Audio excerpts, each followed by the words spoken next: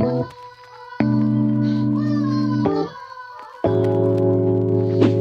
guys, and welcome back to another video. If you're new here, my name is Shanese Danae. Make sure that you hit that little subscribe button so that way you never miss whenever I upload a video. But I wanted to do something a little bit different for you guys. I wanted to create another skin video, but something completely different, which is eczema.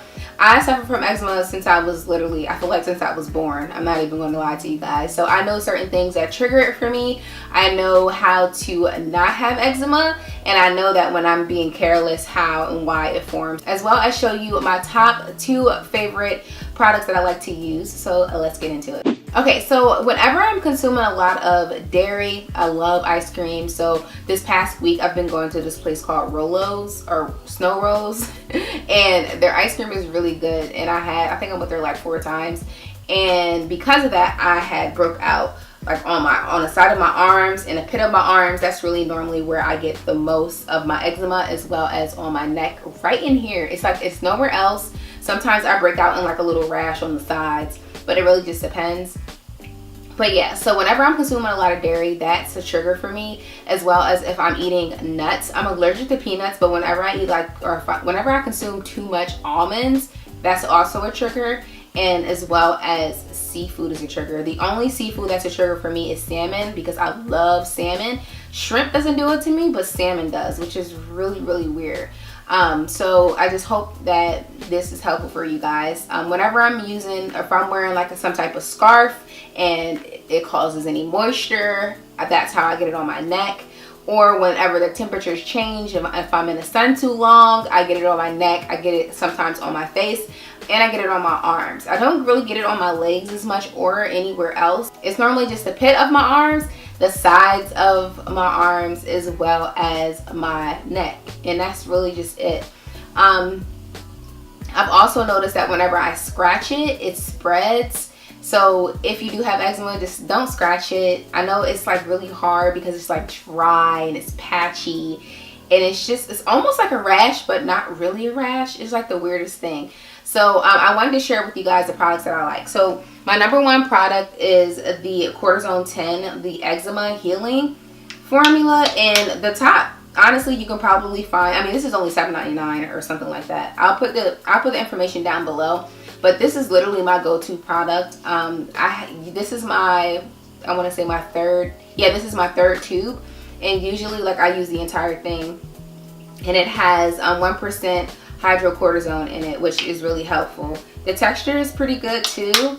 No, this is not sponsored, guys. This is just me being honest and telling you what works for me, and you know, whatever. So what I normally do, I like to put this on with a combination of my skincare. So like whatever lotions I'm using, I actually put this on first when I get out of the shower, because that's how bad my eczema is, especially if I'm eating things that I'm not supposed to be eating, which is a lot of the times. But yeah, so it says that it's fast lasting relief, so for itchy, dry skin. And for me, everyone has eczema differently. A lot of people have patches, some people have rashes. I have a combination of rash and patchiness and dry patches, which is, for me, it's a little bit uncomfortable. So if you are experiencing that, if you try this, it's really helpful. Another thing that I like to use too, guys, is the Cracked Relief Cica Balm by Aveeno. Now they had another one that I used too, but I can't think of, I think it's like a dry relief or something like that, but I think they kind of combined them now, and they use this, and it is fragrance free. And honestly, this size is a nice size. So it has like a weird thick like texture. It almost reminds me of like Vaseline, but it really helps kind of get in there and moisture your skin, as well as if you use this first. If you use the Cortisone 10 first and then you put this over top of it, it really helps kind of lock the hydrocortisone in mixed in with this.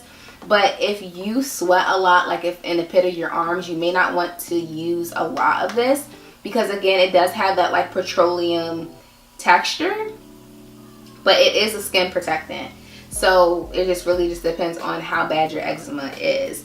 But with me personally, I know that I also used to use aloe vera gel whenever my skin would get really, really bad. I mean, my skin was so bad that I would scratch it and I would literally have like a sheet of a scab. Not even just like, you know how sometimes the scab is kind of like crusty a little bit? Mine would literally be like a sheet.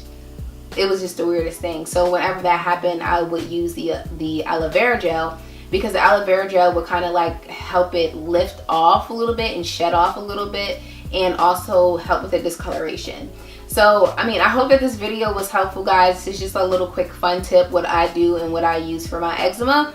But until next time, if you want to see more skin videos, make sure you comment, rate, and subscribe. But until next time, deuces.